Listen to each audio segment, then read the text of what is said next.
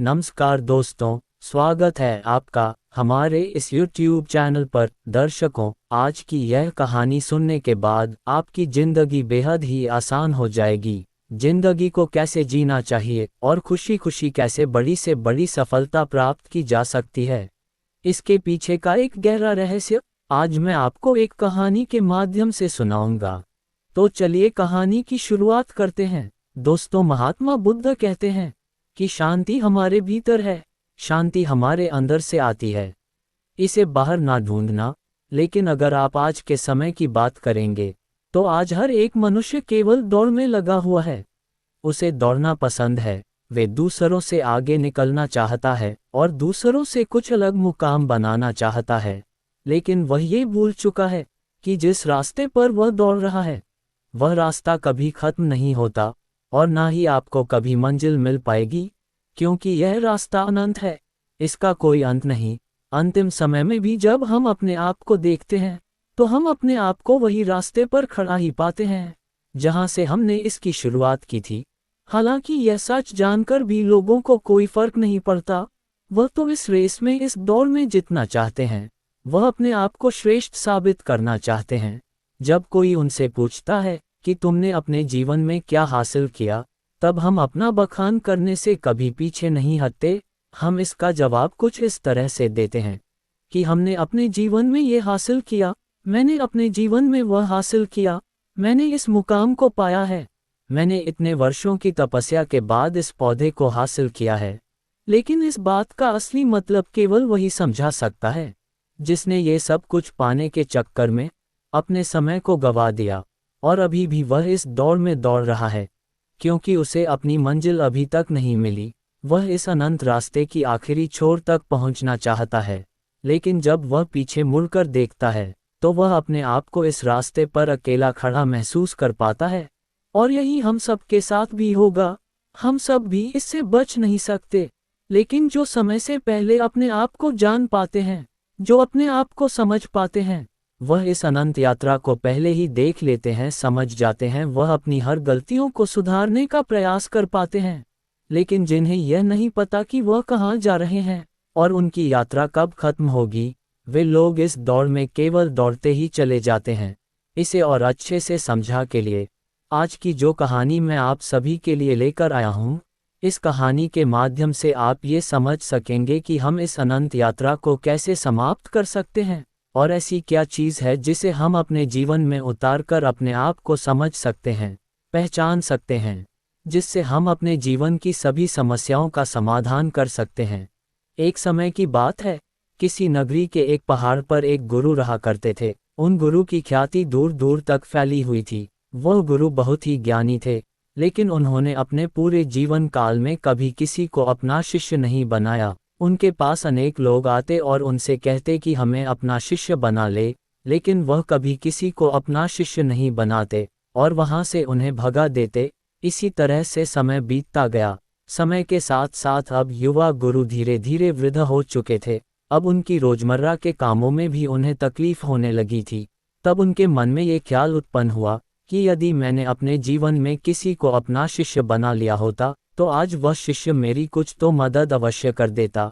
लेकिन उस वक्त मैंने किसी को अपना शिष्य नहीं बनाया और अब मेरे पास कोई भी ये तक कहने नहीं आता कि है गुरुवर मुझे अपना शिष्य बना ले, क्योंकि अब उनका शिष्य कोई नहीं बनना चाहता था। सभी को यही लगता था कि वह तो पागल है और कौन उस पागल का शिष्य बनना चाहेगा। वह सभी को भगा देता है, किसी को भी अपने पास रहने नहीं देता।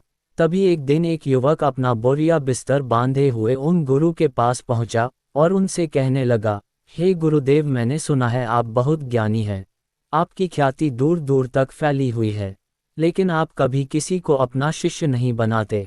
मैं आज आपके पास यही विनती लेकर आया हूँ कि कृपा करके मुझे अपना शिष्य बना लीजिए। आप जो कहेंगे मैं वह करूँगा, लेकिन मुझे केवल आपसे ही ज्ञान प्राप्त करना है। मैंने सुना है आप बहुत ज्ञानी हैं और इसी इच्छा से मैं यहाँ पर आया हूँ कि वह ज्ञान आप मुझे देंगे, मुझे सिखाएंगे। मैं बड़ी आस लेकर आपके पास आया हूँ। जब मैं यहाँ आ रहा था तो हर कोई मुझे यहाँ आने से मना कर रहा था। हर कोई मुझसे यही कहता था कि उनके पास ना जाओ, वह बहुत पागल है, वह किसी को अपना शिष्य नहीं बनाते। यदि तुम उनके पास जाओगी तो वह तुम्हें डांट कर भगा देंगे, लेकिन तुम्हें अपना शिष्य नहीं बनाएंगे। सभी लोग मुझे रोक रहे थे, लेकिन मुझे तो केवल आपका शिष्य बनना है। क्या आप मुझे अपना शिष्य बनाएंगे? कृपा करके ना मत कहिए, मैं आज आपके पास बड़ी आंच लेकर आया हूँ। उस युवक के मुख से यह सारी बातें सुनकर वह गुरुवर उस युवक से कहते हैं, हाँ, आज से तुम मेरे शिष्य हो। मैं तुम्हें अपना शिष्य बनाता हूँ, और कल से मैं तुम्हें ज्ञान भी अवश्य दूंगा। धीरे धीरे रात्रि का समय हो चुका था, और उतने ऊपर उस पहाड़ी पर पानी का कोई स्रोत नहीं था। पानी लेने बहुत दूर जाना पड़ता था, और शिष्य को बहुत जोरों की प्यास लग चुकी थी। वह पानी ढूंढने के लिए यहाँ वहाँ घूम रहा था, यहाँ वहाँ फिर रहा था, लेकिन उसे कहीं भी पानी नहीं मिला। और जब उन गुरुवर ने अपने उस शिष्य को पानी ढूंढता हुआ देखा तो उन्होंने कहा, बेटा, तुम्हें इस पहाड़ पर कहीं पानी नहीं मिलेगा। आज की रात तुम्हें ऐसे ही बितानी पड़ेगी। कल सुबह सुबह हम पानी के लिए निकल पड़ेंगे। उस शिष्य ने अपने और गुरुवर की बात मान ली। उसने जैसे तैसे अपनी रात वहां पर बिताई, और अगले दिन सुबह सुबह वह गुरुवर और वे शिष्य पानी लेने के लिए निकल पड़े। वह दोनों एक कुएं के पास पहुंचे। शिष्य को जोरों की प्यास लगी थी। उसने कुएं से झट से पानी निकाला और फटाफट पी गया, क्योंकि उसका गला सूखा हुआ था और उसे प्यास भी बहुत जोरों की लगी थी। ये देखकर उन गुरुवर ने अपने शिष्य से कहा, मूर्ख कहीं का, मुझे भूल गया, तेरे साथ मैं भी तो प्यासा हूँ। क्या मुझे पाने की कोई आवश्यक नहीं? इस पर शिष्य अपने गुरु से माफ़ी मांगता है और कहता है, हे गुरुदेव, मुझे क्षमा कीजिए, मुझे बहुत जोरों की प्यास लगी थी, जिस कारण मुझे आपका ध्यान नहीं आया और मैंने पानी निकालकर खुद ही पहले पी लिया। लेकिन रुक जाए, मैं अभी आपके लिए पानी लेकर आता हूँ। इतना कहकर उस शिष्य ने एक बार फिर से कुएं से पानी निकाला और गुरुवर को पिलाया। उसके बाद वह शिष्य अपने गुरु से कहता है, हे गुरुवर, आपने कहा था कि आप मुझे कल से ज्ञान देंगे, आप मुझे कल से सिखाएंगे। तभी वह गुरुवर कहते हैं, हाँ, मैंने कहा था और मुझे याद है। तभी वह गुरुवर अपने उस शिष्य को कहते हैं कि एक बार फिर से इस कुएं से पानी निकालो। शिष्य ने गुरु की आज्ञा मानी और उसने एक बार कुएं से फिर पानी निकाला। ये देख वह गुरुवर अपने उस शिष्य से कहते हैं, भंते, अब तुम ही मुझे ये बताओ कि यह पानी और वह पानी जो तुमने पिया था, इन दोनों में क्या फर्क है? इन दोनों में क्या अंतर है? शिष्य ने अपने गुरुवर की बात बड़ी ध्यानपूर्वक सुनी, और उसके बाद अपने हाथ में लिया हुआ वह पानी वह उसे घूर घूर कर देखने लगा, लेकिन उसे कुछ समझ नहीं आ रहा था। उसने कहा है, गुरुवर, यह पानी और वह पानी, इन दोनों में क्या फ़र्क है? इसे बताने के लिए तो मुझे वह दोनों पानी एक साथ रखना होगा, लेकिन मैं तो वह पानी पी चुका हूँ। अब मैं भला आपको इन दोनों के बीच का अंतर कैसे बता सकता हूँ? कहीं आप मुझे मूर्ख तो नहीं बना रहे, क्योंकि पानी तो एक जैसा ही होता है, फिर भला पानी में कैसा भेद? शिष्य की यह बात सुनकर वह गुरु अपने शिष्य को बड़े ही ध्यानपूर्वक तौर से देखते हैं और फिर कहते, भंते, जब मनुष्य के भीतर किसी चीज़ की प्यास उत्पन्न होती है और वह अत्यंत गहरी होती है, तब मनुष्य उस प्यास को बुझाने के लिए, उसका निवारण करने के लिए अपनी पूरी ऊर्जा, अपनी पूरी ताकत लगा देता है, और तब उसे केवल अपने प्यास बुझाने का वह स्रोत नजर आता है, वह वस्तु नजर आती है। इसके अलावा उसके आसपास और भी बहुत कुछ होता है, लेकिन उस पर उसका ध्यान नहीं जाता। जिस प्रकार तुम्हारा गला सूखा हुआ था और तुम्हें जोरों की प्यास लगी थी, तुमने कुएं से पानी निकाला और झट से पी गए। तुम्हें एक पल के लिए ये ख्याल नहीं आया कि साथ ही में तुम्हारे गुरु भी खड़े हैं और उन्हें भी जोरों की प्यास लगी हुई है। जिस प्रकार अभी तुम्हारे हाथ में यह पानी है और तुम्हारे चारों ओर भी बहुत कुछ है, लेकिन पानी भले ही वैसा ही है, इसका रंग, इसका स्वाद बिल्कुल वैसा ही है, लेकिन यह वह पानी नहीं है जिसके लिए तुम्हारे प्राण सूखे जा रहे थे। इसी कारणवश देखो, तुमने अभी भी यह पानी अपने हाथ में ही लिया हुआ है। यदि तुम्हें जोरों की प्यास लगी होती तो तुम इस पानी को भी पी गए होते बिना किसी इंतजार के, लेकिन अब ये हो सकता है कि तुम इस पानी को फेंक दो या इसे कुएं में वापस डाल दो। इस कुएं में जितना भी पानी है सब एक ही है, सबका रंग, सबका रूप, सबका स्वाद एक ही जैसा है, लेकिन ये तो हमारी मन की स्थिति के कारण हमें यह अलग अलग नजर आता है। अर्थात सब कुछ तुम्हारे भीतर परिवर्तन होता है, बाहर कुछ नहीं। अपने गुरु की यह बात सुनकर शिष्य बहुत खुश हुआ, उसे बड़ी प्रसन्नता हुई। आश्रम से निकलते वक्त वह अपने साथ एक पोटली लेकर निकला था। उस पोटली में उसने लेखनी रखी थी। उसने तुरंत ही वह लेखनी निकाली और गुरु के कहे शब्दों को लिखना शुरू कर दिया। ये देखकर वह गुरुवर अपने उस शिष्य से कहते हैं, भंते, ये तुम क्या कर रहे हो? इसके जवाब में शिष्य अपने गुरुवर से कहता है गुरुवर, आपने जो कुछ भी कहा मैं उसे भूलना नहीं चाहता। ये सब मुझे सीखना है, मुझे याद करना है, जिस कारण मैं इसे लिख रहा हूँ, और बाद में मैं इसे याद भी कर लूँगा। तभी तो मैं ज्ञानी बन पाऊंगा, तभी तो मैं लोगों को ज्ञान बांट सकूंगा। अन्यथा यदि मैं ही आपकी बातों को भूल गया, अपने जीवन में उसे नहीं उतार पाया, तो फिर मेरा यहाँ पर आना व्यर्थ हो जाएगा। गुरु ने अपने उस शिष्य की सारी बातें ध्यानपूर्वक सुनी और उसके बाद वह अपने शिष्य से कहते हैं, भंते, ये सब तो ठीक है, लेकिन अब चलो, आश्रम चलने का वक्त हो चुका है और फिर हमें अभी भिक्षाना के लिए भी तो जाना है। इतना कहकर वह गुरु और शिष्य वापस आश्रम की ओर लौट गए और रास्ते में ही उन्होंने भिक्षा भी मांग ली। दोनों जब आश्रम पहुंचे उस भिक्षा का लुत्फ उठाया। रात में उसे खाकर वह लोग सो गए। अगले दिन सुबह सुबह उन गुरुवर ने अपने शिष्य को जगाया और कहा, चलो हमें कुएं के पास फिर जाना है। इतना कहकर शिष्य और वह गुरुवर उस कुएं की ओर निकल पड़ते हैं। कुछ देर बाद जब वह कुएं के पास पहुंचते हैं तो गुरुवर अपने शिष्य से कहते हैं कि पानी निकालो। वह शिष्य अपने गुरुवर की आज्ञा का पालन करते हुए उस कुएं से थोड़ा पानी निकालता है। तभी वह गुरुवर अपने उस शिष्य से कहते हैं, भंते, कल जो तुमने पानी पिया था और आज जो तुमने पानी निकाला है, इन दोनों में क्या फर्क है?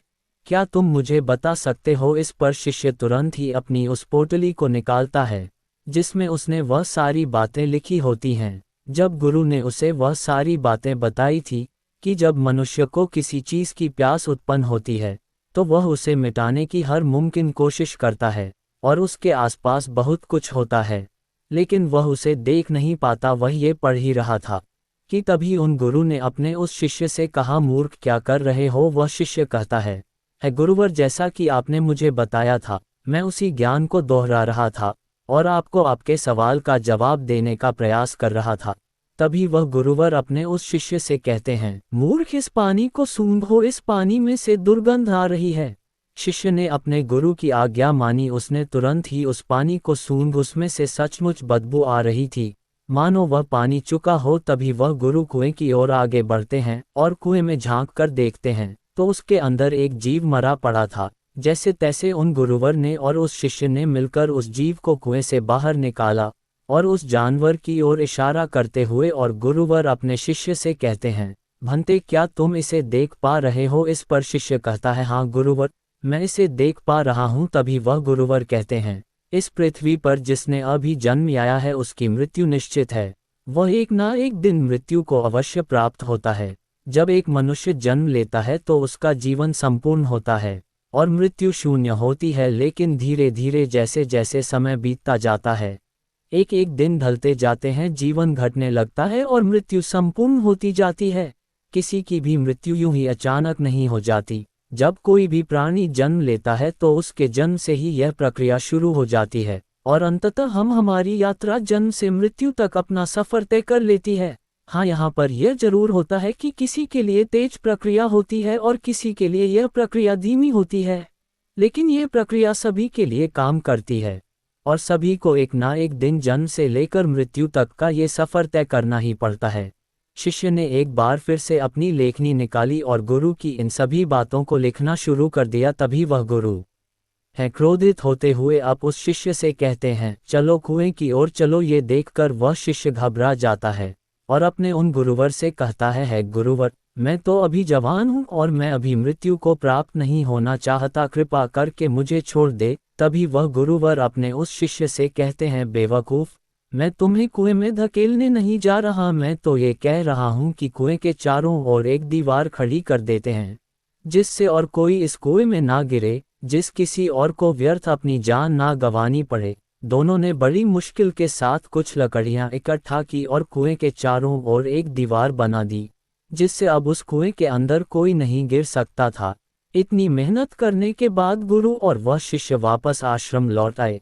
धीरे धीरे ऐसे ही कई दिन बीत गए। शिष्य अब उन गुरुवर के साथ अपना अधिकांश समय बिताता था, उनका सारा काम करता था। एक दिन उसने देखा कि उसके गुरुवर बहुत प्रसन्न है, तभी वह उन गुरुवर के पास पहुंचा और अपने उन गुरुवर से कहता है, हे गुरुवर, आज आप बहुत प्रसन्न दिख रहे हैं, क्या मैं आज आपसे कुछ पूछ सकता हूँ? तभी वह गुरुवर अपने उस शिष्य से कहते हैं, हाँ अवश्य। तभी शिष्य कहता है, हे गुरुदेव, आप मुझे कोई ऐसा ज्ञान दीजिए जो सबसे बड़ा हो, जिसके आगे मुझे कोई और ज्ञान अर्जित करने की कोई आवश्यकता ना पड़े। वैसे भी दिन ब दिन आप वृद्ध होते जा रहे हैं और आपकी मृत्यु कब आ जाएगी यह मैं नहीं जा, इसीलिए आप मुझे वह ज्ञान दे दीजिए, तभी तो मैं आपके ज्ञान को लोगों तक फैला सकूंगा, तभी तो लोग आपके बारे में जान सकेंगे। वह अपनी लेखनी लेकर बैठ गया इस इंतजार में कि गुरुदेव उसे कुछ बताएंगे, कोई ऐसा ज्ञान जो बहुत बड़ा है। लेकिन उन गुरुवर ने अपने उस शिष्य से कुछ नहीं कहा, बस वह चुपचाप बैठ गए। वह काफी देर तक यूं ही मौन रहे और उसके बाद वहां से उठकर चले गए। वे शिष्य चुपचाप ये सब देख रहा था और जब वह गुरुवर वहां से उठकर चले गए तो उसने लेखनी से लिखा, सबसे बड़ा ज्ञान मौन। अगले दिन फिर उसने उन गुरुवर से यही सवाल किया और अब की बार भी गुरुवर ने उसे कोई जवाब नहीं दिया। वह काफी देर तक मौन रहे और फिर वहां से उठकर चले गए। ऐसा करते करते कई दिन बीत गए, दिन से सप्ताह से महीने और लगभग 1 वर्षों के बाद भी उसे केवल एक ही जवाब मिला था, सबसे बड़ा ज्ञान मौन। इसके अलावा उसने लेखनी से और कुछ नहीं लिखा था, क्योंकि वह गुरुवर जब भी इस सवाल को सुनते तो वह मौन हो जाते और अपने उस शिष्य से कुछ ना कहते, जिस कारण वह शिष्य भी हर रोज अपनी लेखनी से केवल एक ही बात लिखता था, सबसे बड़ा ज्ञान मौन। लेकिन अब उसके सब्र का बांध टूटा जा रहा था। एक दिन रात को उसे नींद नहीं आ रही थी, वह यहाँ वहाँ करवटें बदल रहा था। चांदनी रात थी।